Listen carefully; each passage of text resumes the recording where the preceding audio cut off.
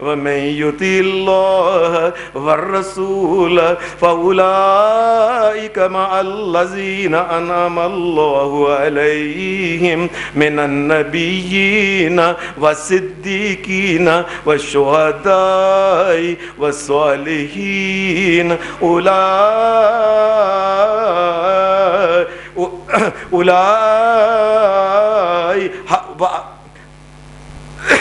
ومن يطع الله والرسول فأولئك مع الذين أنعم الله عليهم من النبيين والصديقين والشهداء والصالحين وحسن أولئك رفيقا ذلك الفضل من الله ذلك الفضل من الله وكفى باللہ علیما۔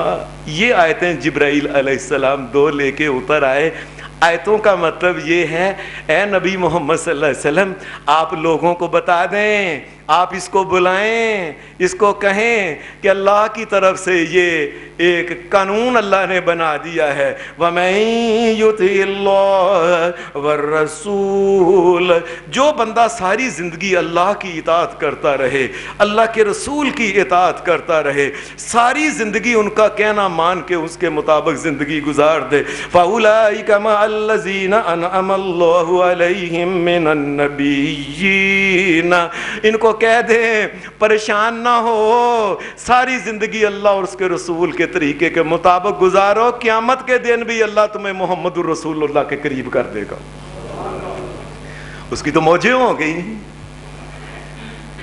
کہ ساری زندگی جو گزارنی ہے نا اللہ اور اس کے رسول کے طریقے کے مطابق گزارنی ہے، قیامت کے اللہ تمہیں الگ نہیں کرے گا، اللہ جنت میں بھی تمہیں اکٹھا کر دے گا۔ اور پھر اللہ نے یہ جو بات کی ذالک الفضل من اللہ ذالک الفضل من اللہ وکفی باللہ علیما، یہ اللہ کا فضل ہے، اللہ نے فضل کیا ہے، کرم کیا ہے، کہاں تمہارے اعمال، کہاں نبی کے اعمال، لیکن اس نے فضل کر کے کہا، تمہارے دلوں کو دیکھ کے اس نے اپنا فضل اور کرم کر دیا کہ جاؤ تمہیں نبی سے الگ نہیں کریں گے، اطاعت کرتے رہنا اللہ رسول کی۔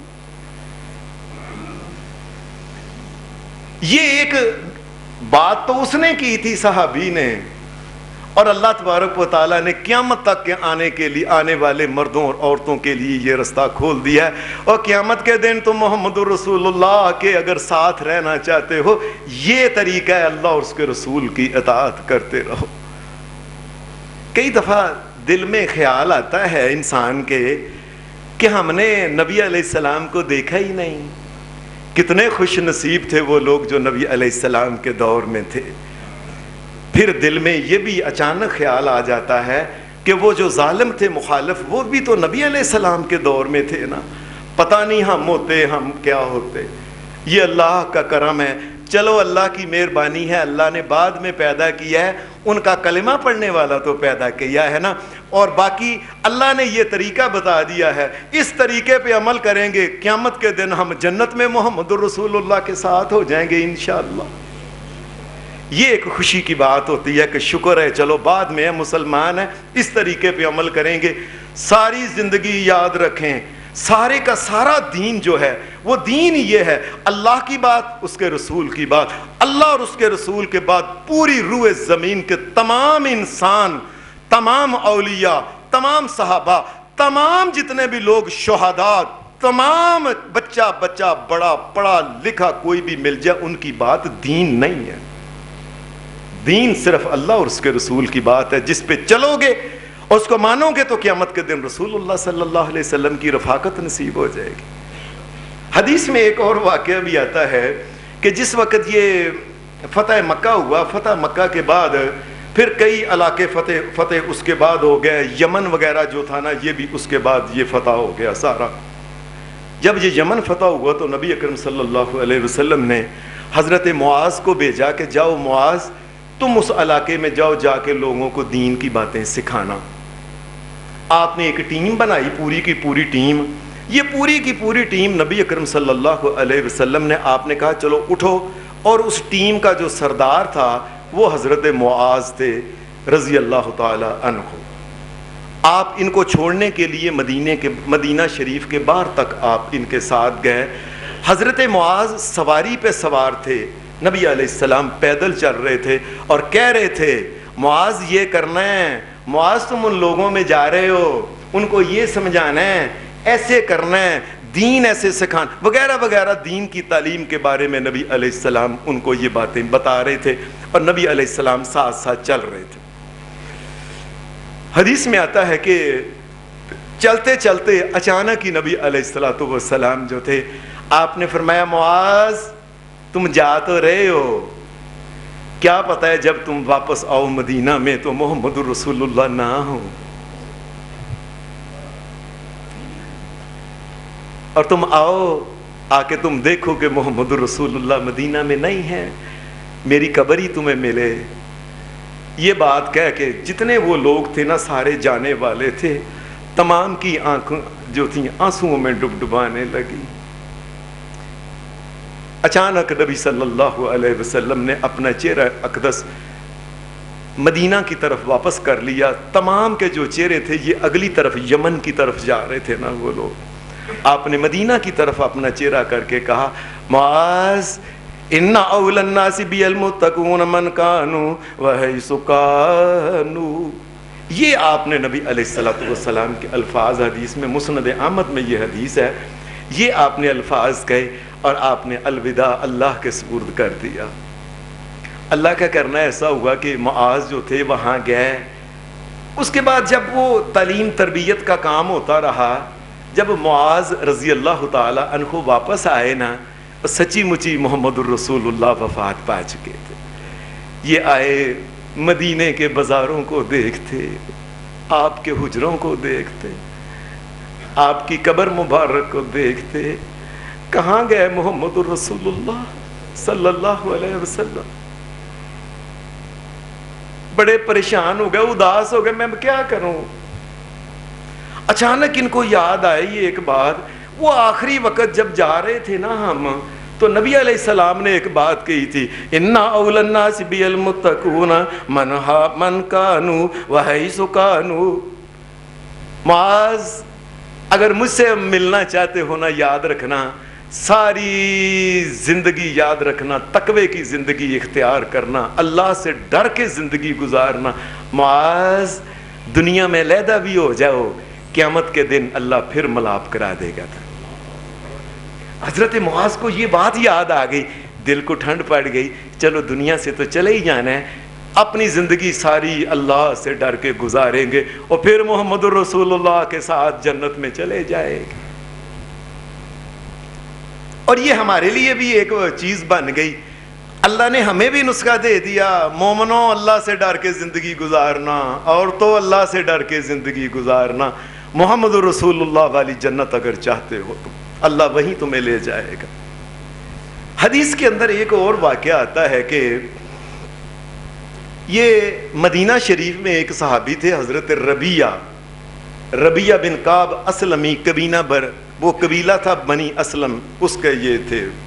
یہ نوجوان صحابی تھے, یہ نبی علیہ السلام کے پاس ہی رہتے تھے. صبح گھر سے آ جاتے, کبھی آپ کے لیے پانی, وضو کے لیے پانی جا کے بھاگ کے لے آنا, کبھی جوتی سیدھی کرنا, کبھی یہ نبی علیہ السلام کے کام کو اور کام ہوتا, یہ جا کے بھج کے جا کے کام کیا کرتے تھے. کافی دیر گزر گئی, نبی اکرم صلی اللہ علیہ وسلم نے ایک دن پھر کہا ربیہ, لوگ کئی دفعہ آتے ہیں تو آ کے کہتے ہیں کہ اے اللہ کے رسول میرے لیے یہ دعا کریں, اے اللہ کے رسول میرے لیے یہ دعا کریں. ربیہ اتنی دیر ہو گئی خدمت کرتے, تو نے کبھی نہیں کہا. یہ نبی علیہ السلام خود کہنے لگے, ربیہ تو نے کبھی نہیں کہا, تم بھی کوئی دعا کرا لو. یہ کہنے لگے اچھا, کہنے لگے ٹھہر جو پھر اللہ کے رسول. اور یہ وقت تھا عشاء کا وقت, نبی علیہ السلام گھر جا رہے تھے, تو جاتی دفعہ نبی علیہ السلام نے یہ بات کہی تھی. کہنے لگے اللہ کے رسول میں نے جلدی نہیں کرنی, میں آرام سے سوچ کے بتاؤں گا میں نے کیا لینا, دعا کرانی ہے. نبی اکرم صلی اللہ علیہ وسلم آپ چپ کر کے اندر چلے گئے اپنے گھر کے اندر. یہ وہاں سے جب لوٹے تو اپنے گھر کے اندر اب ان کو نیند کیسے آنی تھی؟ نیند تو آ ہی نہیں سکتی تھی. ساری رات سوچتے رہے کہ نبی علیہ السلام نے خود کہا ہے دعا منگوا لو, تو میں نبی علیہ السلام سے کیا دعا کراؤں؟ میں شادی نہیں میری ہوئی, میں کہتا ہوں کسی اچھے خاندان میں. پھر کہنے لگے نہیں یہ کون سی بات ہے, پتہ نہیں بیگم نے کب مر جانا ہے, کوئی اچھی چیز. پھر میں نے کہا مال دولت کے لیے کہوں؟ کہنے لگے پتہ نہیں کب انسان میں دنیا میں آج بڑا بادشاہ ہوتا ہے, اگلے دن ہمارے ملک میں نہیں بادشاہ ہوتا ہے اندر ہوتا ہے, تیسرے دن ملک سے باہر ہوتا ہے, آنا نصیب نہیں ہوتا. یہ مال دولت بھی کوئی حیثیت نہیں. بڑا کچھ سوچتے رہے. کہتے ہیں مجھے ساری رات نیند ہی نہیں آئی کہ میں کیا دعا کراؤں, کیونکہ نبی علیہ السلام نے خود کہی ہے. تو جب خود کہی ہے نا, یہ نبی علیہ السلام نے خود نہیں کہی بلکہ یہ اوپر سے اللہ کی طرف سے اشارہ لگتا ہوا ہے کوئی.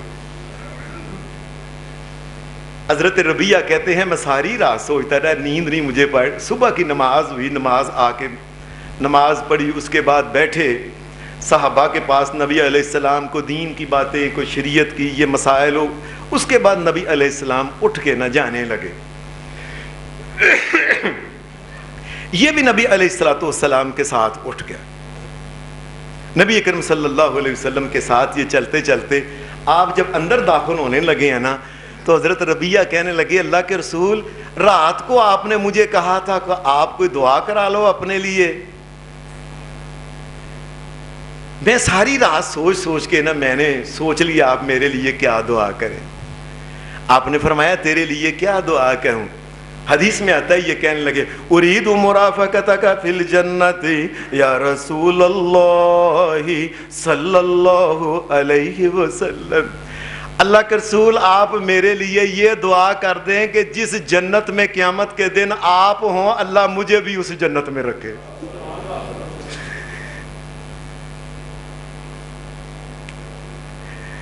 سلام ہے ایسے صحابیوں پہ, سلام ہے ایسے لوگوں کے اوپر. نبی صلی اللہ علیہ وسلم نے فرمایا ربیہ اس کے علاوہ کوئی اور؟ کہنے لگے نہیں اللہ کے رسول بس ایک کی. آپ نے فرمایا اچھا تم اس جنت میں رہنا چاہتے ہو میرے ساتھ جنت؟ میں آپ کے ساتھ جنت میں رہنا چاہتا ہوں جس جنت میں آپ ہوں گے.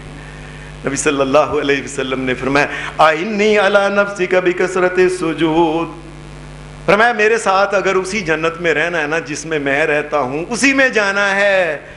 میری رفاقت اور صحبت اگر تم چاہتے ہو تو کیا کرو آئنی علی نفسک بکثرت السجود. اللہ کے سامنے سجدے بہت کیا کرو, نماز کا بڑا خیال رکھنا, اللہ تمہیں اسی جنت میں لے جائے گا. اب یہ سوال تو حضرت ربیہ نے کیا تھا. ایمانداری سے اپنے آپ کو سوچیے ہمارے لیے یہ موج نہیں لگ گئی؟ کوئی نماز کا خیال رکھو, نماز سے پہلے سوچو نماز ہونے والی ہے, ٹائم تھوڑا ہے, ابھی جانا ہے. او چلو پترو اٹھو, نیتی ہی اٹھ, اپنی بیوی نہیں اٹھو نہیں اٹھو نہیں, اوے اٹھو پترو, او چھڈو کامن, او پہلے جا کے نماز, اوے اللہ کے سامنے جھکو. انی علی نفسک بکثرت السجود. سجدے بہت اللہ کے سامنے کیا کرو, اللہ تمہیں اسی جنت میں لے جائے گا. ایمانداری کی بات ہے کہ کئی دفعہ میں جب حضرت ربیہ کی یہ بات سنتا ہوں نا تو دل جو ہوتا ہے نا اس کے اندر اتنی دعائیں نکلتی ہیں حضرت ربیہ کے لیے. یہ صرف حضرت ربیہ کے لیے نہیں ہیں, یہ قیامت تک آنے والے لوگوں کے لیے ایک نسخہ ہے. انہوں نے نسخہ پوچھا اور ہمیں بھی چپ کر کے ہمارے کانوں میں بھی نسخہ پڑ گیا کہ یہ کرنا ہے. آپ کیا سمجھتے ہیں ہم جتنے بھی لوگ ہیں اہل ایمان, اللہ کی قسم اپنے آپ سے پوچھے ہم اداس نہیں نبی علیہ السلام سے ہوئے؟ بڑا دل میں خیال. اب ایک ہی طریقہ ہے, نمازوں کا خیال رکھو, اللہ تبارک و تعالیٰ جو ہے اسی جنت کے اندر لے جائے گا جس جنت میں. کس طریقے سے نمازوں کو, ابھی بھی کاروبار چل رہے ہیں, ابھی بھی ادارے چل رہے ہیں, ابھی بھی باہر جا کے دیکھ لیں منڈیاں بھری ہوئی ہیں, ابھی بھی بازاروں کے بازار دیکھ لیں کیا ہو رہا ہے. اس کا مطلب یہ ہے یا تو لوگوں کو پتہ نہیں یا محمد الرسول اللہ کی قدر ہی نہیں کسی کو. حدیث میں اس کے علاوہ ایک اور چیز کا بھی تذکرہ ملتا ہے جس سے قیامت کے دن اسی جنت میں جس میں نبی علیہ الصلوۃ والسلام ہوں گے. حدیث میں آتا ہے نبی صلی اللہ علیہ وسلم نے فرمایا انا وکافل الیتیم لہ او لغیرہ فی الجنۃ ہکذا. نبی صلی اللہ علیہ وسلم نے اپنی 2 انگلیاں کٹھی کی, ایک سب سے بڑی انگلی بڑی اور ایک اس کے ساتھ جسے ہم شہادت والی کہتے ہیں, اصل میں اس کا نام ہے اشارے والی انگلی. یہ دونوں انگلیاں آپ نے ایسے کٹھی کی, آپ نے ان دونوں انگلیوں کو کٹھا کر کے پھر ایسے کر کے آپ نے فرمایا انا وکافل الیتیم لہ او لغیرہ فی الجنۃ ہکذا. فرمایا جو اس طرح انگلیاں مل گئی ہیں نا, اب ان میں کوئی فرق نہیں رہا. میرے ساتھ اگر کوئی جنت میں, میرے والی جنت میں رہنا چاہتا ہے, میں اسے یہ کہتا ہوں جس کے خاندان کے اندر ان کا اپنا یا کوئی اپنا نہیں تو کوئی اور یتیم ہے, فرمایا یتیموں کا خیال رکھے, یتیموں کی کفالت کرے, ان کے کھانے پینے کپڑے اٹھنے بیٹھنے ان کی چیزوں کا, ان کی خواہشات کا خیال رکھے.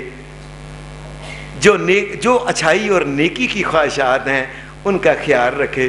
فرمایا ان کا خیال رکھے, میں محمد الرسول اللہ کہتا ہوں میرے ساتھ ہوگا جنت میں. وہ یہ ہمارے لیے نسخہ نکلا ہے کہ نہیں؟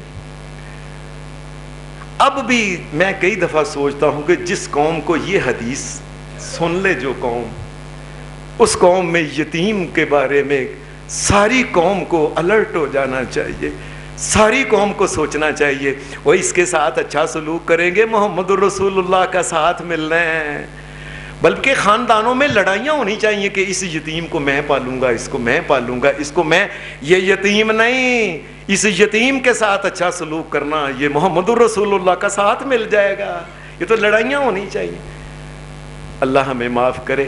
کس طریقے سے اپنے یتیموں کا, بھائی بہت ہو جاتا ہے, بیٹوں کو, بھتیجوں کو, بھانجوں کو کس طریقے سے گھروں سے نکال کے ذلیل و رسوا کرتے. قیامت کے دن بھی تو پھر محمد الرسول اللہ کا قرب نصیب نہیں نہ ہونا, آپ سے دوری بھی تو پھر ہونی ہے نا. میں نے یہ کئی دفعہ یہ بات کہی ہے, ایک یتیم کا خیال رکھنا جو ہے نا, پتہ ہے کیوں؟ یتیم آدمی میں, یتیم بچہ ہو یا بچی ہو, اس میں سب سے بڑی چیز جو پیدا ہوتی ہے وہ پتہ کیا پیدا ہوتی ہے؟ اعتماد نہیں اس میں ہوتا. ہم جاتے ہیں گھروں میں, ہمارے بچے بازو کھول کے ایسے پکڑ لیتے ہیں, جی ابو آئے ہیں, جی میں نے یہ لینا ہے, نہیں میں نے یہ لینا, میں نے کہہ دیا میں نے یہ لینا. یتیم کس کو کہے, یتیم کس کو کہے کہ میں نے ابو یہی لینا ہے؟ وہ کس سے چمٹے ہے, کس کی ٹانگوں کو پکڑ کے کہے کہ میں نے یہی لینا ہے؟ نہیں کہہ سکتا, چپ چاپ بیچارہ بیٹھا رہتا ہے. پتا نہیں ہمارے ابو تو ہے نہیں, کسی نے بات سننی بھی ہے کہ نہیں سننی, اعتماد نہیں ہوتا. یتیم میں سب سے بڑی جو کمی ہوتی ہے وہ اعتماد کی ہوتی ہے. اس کو پتا ہوتا ہے میرے کون سے ابو ہیں جو میں ان کو کہوں کہ یہ چیز لا کے دو. چچا ہے, پتا نہیں اس نے بات ماننی ہے, ماموں نے ماننی ہے کہ نہیں, پتا نہیں, اعتماد نہیں ہوتا. نبی صلی اللہ علیہ وسلم کے بارے میں حدیث میں آتا ہے کہ آپ کا خود نبی علیہ السلام کا یہ حال تھا. یتیم پیدا ہوئے تھے نبی علیہ السلام, آپ 6 سال کے تھے, آپ کی والدہ فوت ہو گئی. نبی علیہ السلام کو دیکھا گیا, بچے کھیلتے تھے نا, بچوں میں مکے کے اندر ایک بچہ تھا سب سے پرے پرے بیٹھا رہتا تھا چپ چاپ. یہ بچہ محمد رسول اللہ صلی اللہ علیہ وسلم تھے. آپ چپ کر کے پڑے بیٹھ جاؤ.